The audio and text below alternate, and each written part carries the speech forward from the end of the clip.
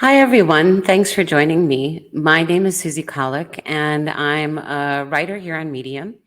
I'm a storyteller, a violent crime survivor, and a martial artist. I've been on Medium for quite a few years now. I joined in 2016, and I've tend to write on or publish on Sundays, and I've been with Medium through all kinds of changes and trials and different things that they've done. And I really love this platform. And I'm really glad to be participating in this way. So I write short fiction, poetry, screenplays, stage plays, etc. But here on Medium, I mostly write about structures of society, gender issues, violence against women, and martial arts. The connection for me between writing and martial arts is about knowing yourself and trusting yourself. You may not know this, but martial artists also have a unique voice and style, just like writers do.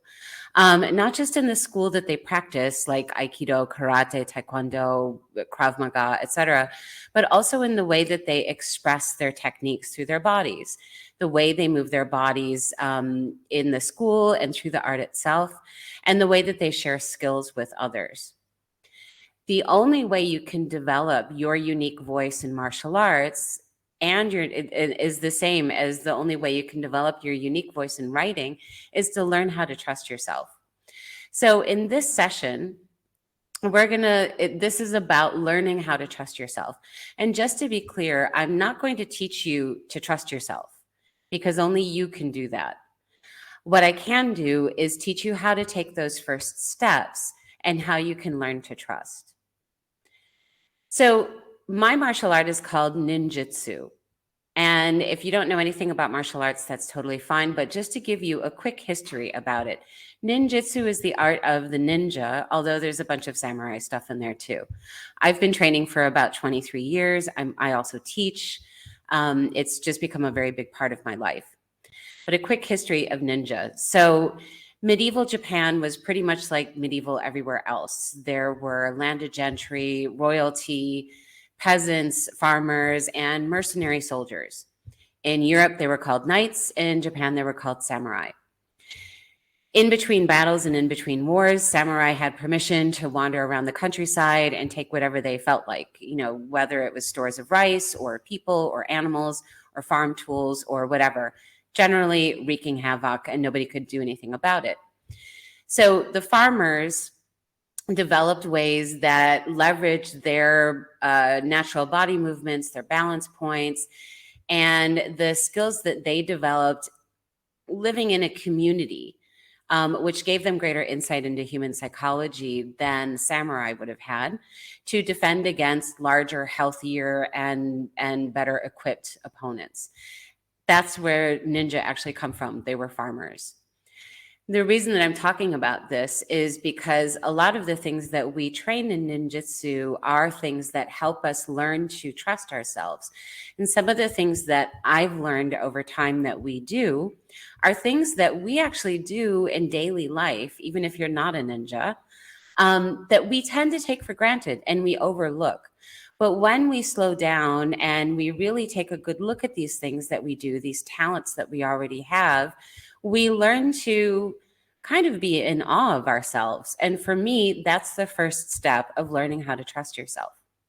So, two things that ninja do, or that we learn in ninjutsu that you already do, is strategic thinking and situational awareness.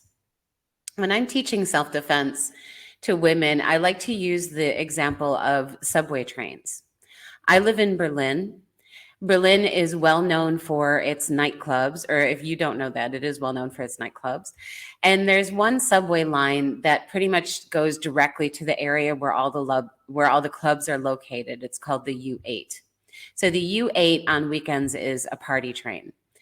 Every single person who gets on the U8 at, say, 5 p.m. on a Friday takes an assessment of the subway car that they step into. Is it full of people? Are they drunk? Are they on drugs? Are they rowdy? Are they angry? Is it safe? Do we find a seat next to someone who looks safe? Do we press ourselves against the door? Do we place ourselves someplace where we can jump off the train really quickly? Or do we just let that train go by and wait for the next one? The moment that and you've probably done this in your own city as well, the moment that we take an assessment of an area and all the people in it and what they're doing, that's strategic thinking.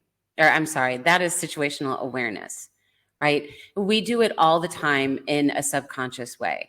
But again, to me, one of the best examples are subway trains and mass transit. The decision to position yourself in a certain place to stay safe or even to let the train go by is strategic thinking. And strategic thinking is something that we apply in everyday life, in everyday situations. So, another good example of strategic thinking is, let's say you lent a friend 20 bucks and you want the 20 bucks back. You go to your friend and they are in a horrible mood. It's really obvious that they're in a bad mood. And you know this is not the best time to ask for your $20 back. That's strategic thinking. It's as simple as that. These things are presented in ways as things that we have to learn, things outside of ourselves, but they're things that we do every day. To me, these are some of the first steps in daily life that help us learn how to trust ourselves. Because if you can do that safely on a regular basis, you've already got 80% of what you need to move through the world in a safe way. When we're talking about martial arts and when we're talking about writing as well, we don't necessarily always want to stay safe, but we do want to know the rules, right? There's that old adage of you need to know the rules in order to break them. So, what rules do you know that you know on such a deep subconscious level that you know when you can and when you can't break them? And again, these are some ways like strategic thinking and situational awareness that help me understand this is where rules are, this is how I can move within those rules, this is how I can break them, and this is how I know that I can get through it safely. Another way that I like to present this when I'm teaching self-defense is crossing the street against a red light when traffic is coming.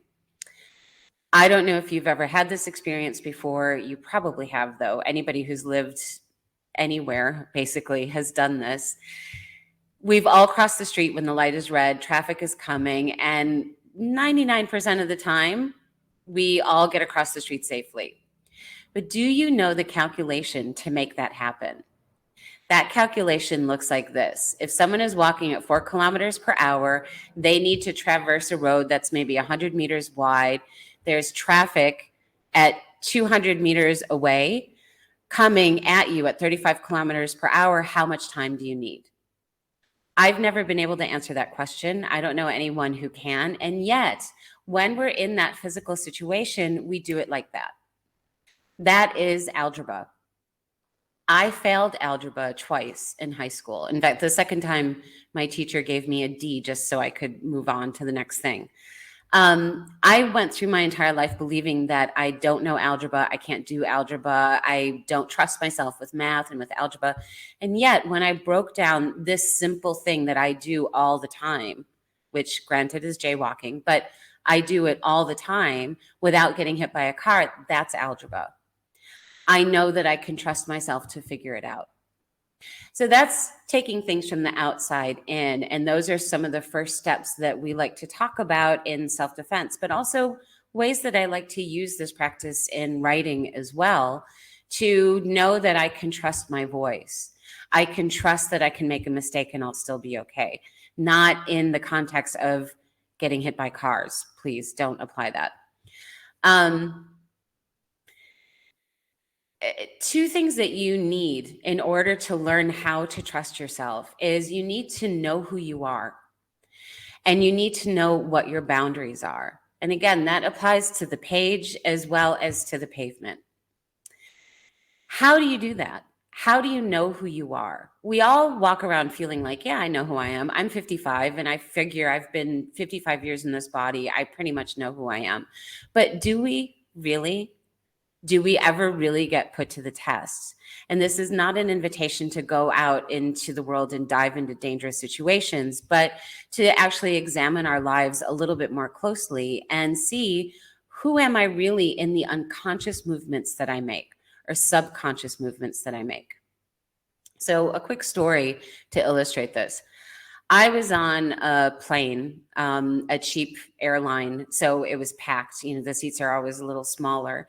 We had just landed back in Berlin. Everyone was standing up, about to get their luggage and get off the plane, as you do at the end of a holiday. There was a woman who was a few seats ahead of me across the aisle.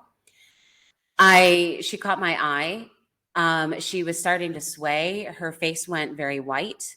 And I looked at her and I thought, oh, she's going to go over. She looks like she's going to faint. And sure enough, she started to topple over.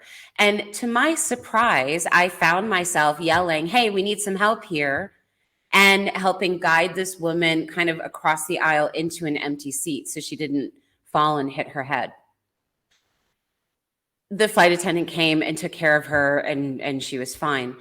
But what surprised me was, oh, I'm the kind of person who will say, hey, we need some help here, and jump in. I didn't know that about myself until that moment.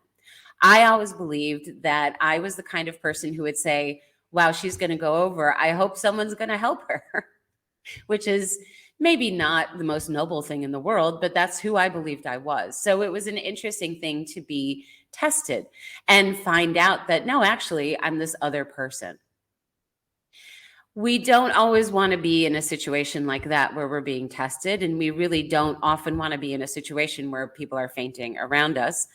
But we can look at our lives or gestures in our lives in other ways as well. Are you the kind of person who catches the door in a public building before it slams into the person behind you? Or are you the person who lets it slam? Are you the person who immediately puts your arm out to stop someone from walking into traffic? Or are you the person who's like, well, you're on your own, buddy? Either one of these are okay, or all of these things are okay. But what is it that you do subconsciously that tells you who you are, without judgment, without saying this is good or bad, but this is just who I am, right? Another way that we can do that, in case you don't want to do these kinds of exercises that might reveal that you're the kind of person who lets others walk into traffic, is you can look at your bookshelf. I'm assuming that everybody here in this particular session or in this whole Medium Day is here because we all love writing. We all love this platform. We either consume all the great writing that we find here, or we contribute to it, or both in my case. So my guess is that if you love writing, you also have a bookcase. The wonderful thing about bookcases is they're really good reflections of our personalities. Even if you're the kind of person who kind of just throws stuff or crams stuff into your bookcase. What are the titles on the bottom of the bookcase? What are the titles in the middle? And what are the titles on top? What is your hierarchy? What does this tell you about your foundation, your soul, and your intellect? The things that you care most about.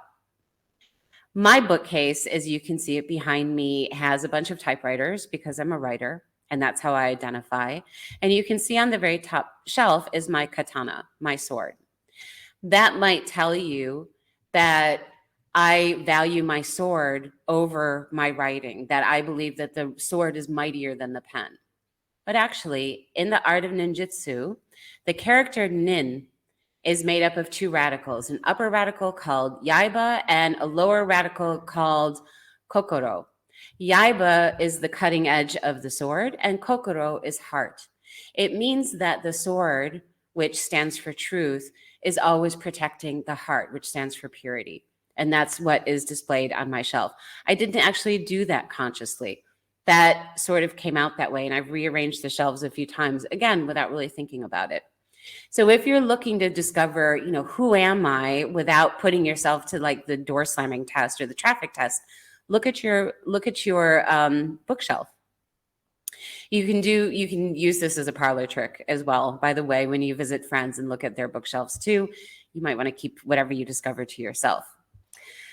The other way that we learn about ourselves is we learn about our boundaries.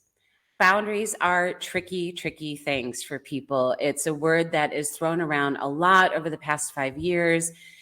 They're not rigid, they're fluid. It's really important to know that. But we all actually have physical boundaries within our bodies. And again, we have an online course. And when we teach our online course, we teach people how to discover where their boundaries are. And if you are in a place where you can stand up, I'm going to invite you to do that with me now. I'm going to shout a little bit so that the mic can pick me up. And I have to have my glasses on so I can see you. What I'm going to ask you to do, you can see me partly, is place your hands on your belly, your lower belly below your belly button. Keep your feet together, your knees locked, and your body rigid. And make a little circle on your ankles. A tiny, tiny circle should feel really comfortable. Make that circle bigger and bigger as I'm speaking. As you get to kind of the edges of your circle, you'll notice that your toes will start to grip the floor. You'll notice that you'll feel the muscles around this entire band start to contract. That is the edge of your physical boundaries. That's the edge of your physical balance. That's a really important thing to know. When we allow ourselves to learn through the body as opposed to through the head, sometimes that can actually accelerate some of the things that we're trying to discover about ourselves.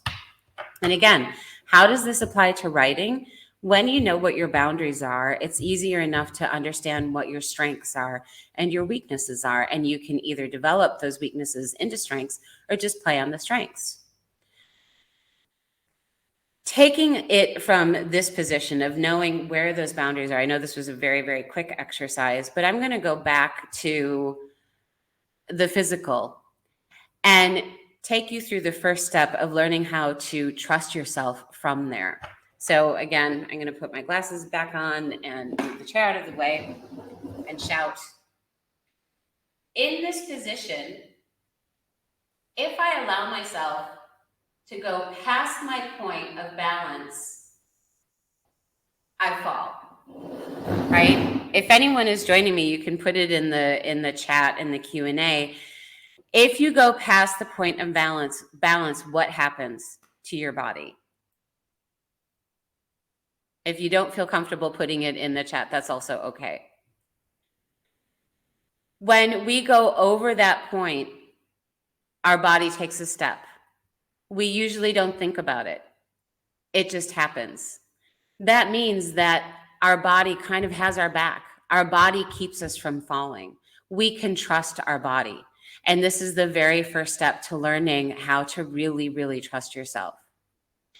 I'm going to take that same exercise and move it from a balance exercise and learning how to trust yourself into what's actually martial arts. So when we allow ourselves to tip over that point of balance and allow our body to take that step to catch us, that's self-defense. Now we're going to do martial arts. Martial arts is tipping all the way past that point, or just past, almost to the point. I'm going to go this way to do it. Before I fall over, I'm going to soften my knees, move my pelvis forward, and take a step. So I've controlled the fall. So instead of allowing my body just to react, I've responded. And now I've escalated myself from trusting that my body will catch me to working with my body to elevate my trust even a little bit more. When we apply this then to these subconscious movements that we make through life, whether you're the person who lets the door slam or you're the person who catches the door, you're the person who stops people from walking into traffic, you're the person who lets them go. Again, there's no good or bad. It really doesn't matter one way or the other. There's no judgment.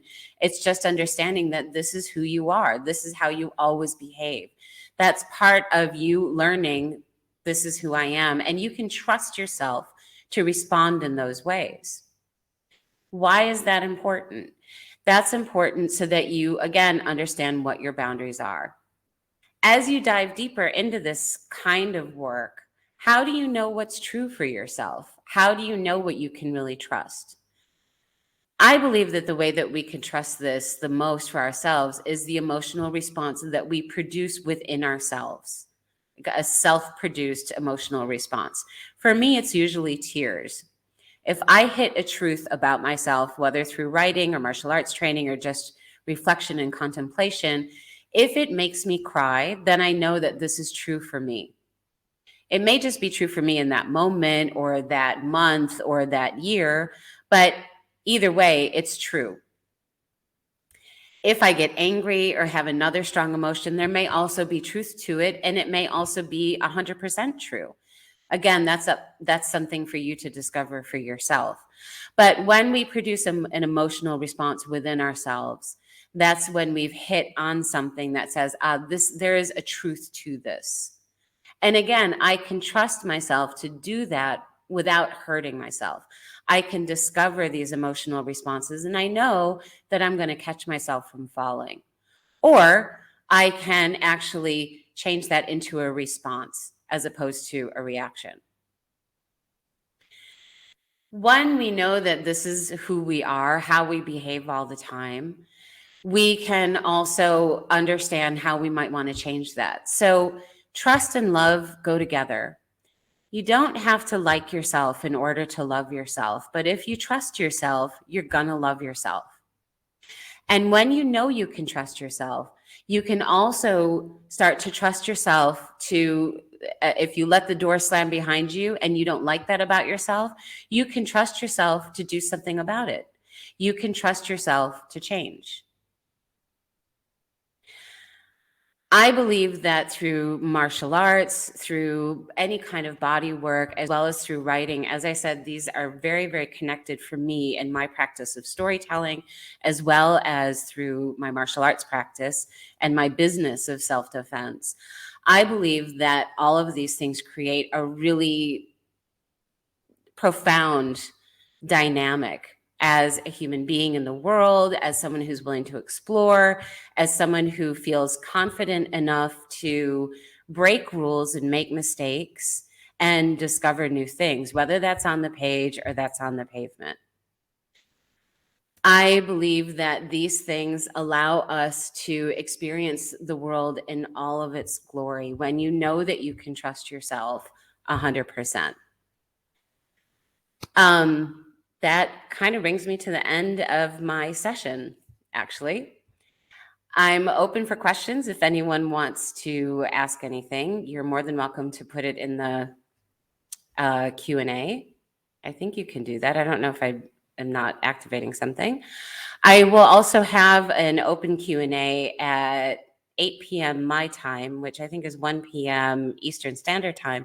It's 2.5 hours from now, where you're welcome to ask me anything about my martial arts practice, about self-defense, about my writing style, just to give you a little peek into that.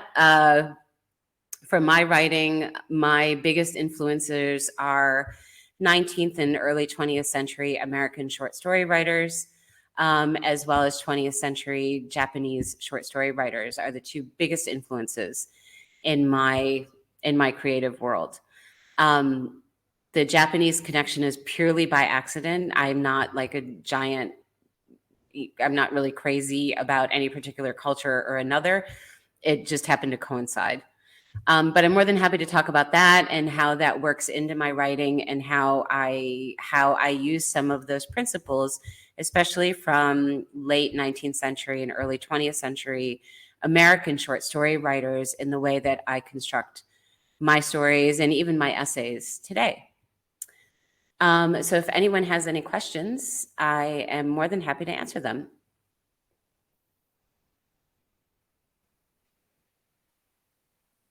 I don't know if you need to. Actually, I don't know if I need to do something. Hey Susie, this is Elvina from Medium. On the right-hand side, there is a Q&A section that you should be able to see to approve any questions in review. Yes, that I see. I just didn't know if I needed to click another button or not. Oh, no. Yeah, there are 3 dots where you can approve questions. So feel free to approve, answer them live. But just wanted to note that here. Great. Thank you. I appreciate it. Yep. So if anyone has any questions, please feel free to jump in, and I'm happy to answer. Or if you'd like to come back at 8 p.m. Europe time, I think it's 1 p.m. Eastern Standard Time, 2.5 hours, and ask questions, then you're more than welcome to. And I hope to see you in other sessions. You're also free to reach out to me through the networking tab. And of course, please feel free to follow me on Medium. And I can't wait to read your work and get to know you as well.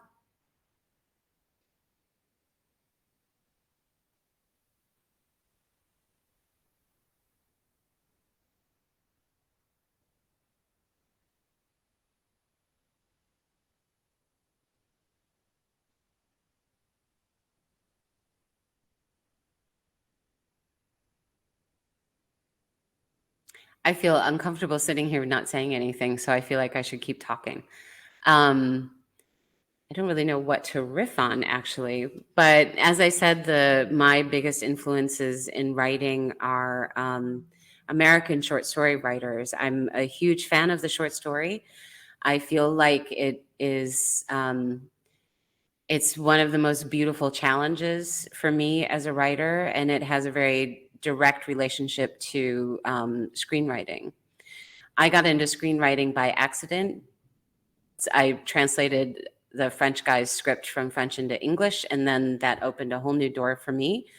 Um, and again, a lot of that also had to do with trust. I had to actually just trust my French skills, which at the time were sketchy, and yet it worked out. So again, learning how to trust yourself for me has been really fundamental to living the life that I've led and experiencing the things that I've gotten to experience. And I would really love to hear from any of you.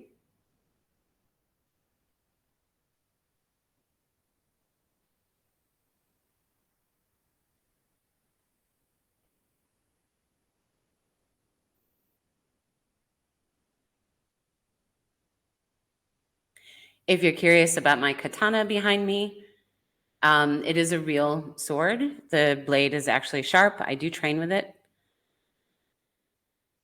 I have cut myself with it. I have not cut other people with it because I do train safely, apparently, except for with myself. I don't know if you were actually able to see the typewriters, but there's a bunch of typewriters as well.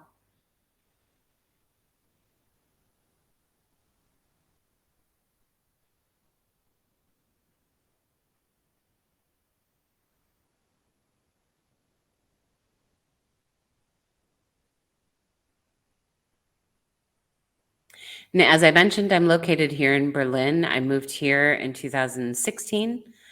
And prior to that was living in Paris, but I'm American by birth and lived there until 2010. So I grew up in the United States.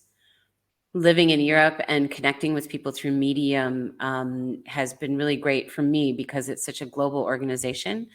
And I get to read work from all over the world, and I get to connect with not only my readers, but also other writers from all over the world. And it's always nice to have a connection back to my home country.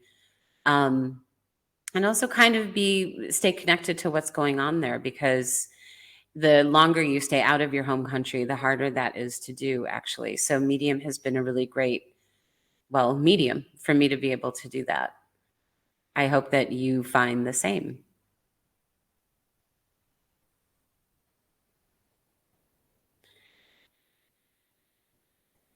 And I think we're only at 1 minute left. So if no one has any questions, I am going to end the session. Thank you very much for joining me. And again, please feel free to reach out through the networking tab, follow me on Medium, or any one of my socials that are listed on my profile. And of course, please feel free to come back in about 2.5 hours and join me in a discussion about writing and martial arts and self-defense and and all that other good stuff. I look forward to diving in with you. Thank you again, and I will hopefully see you soon. Bye.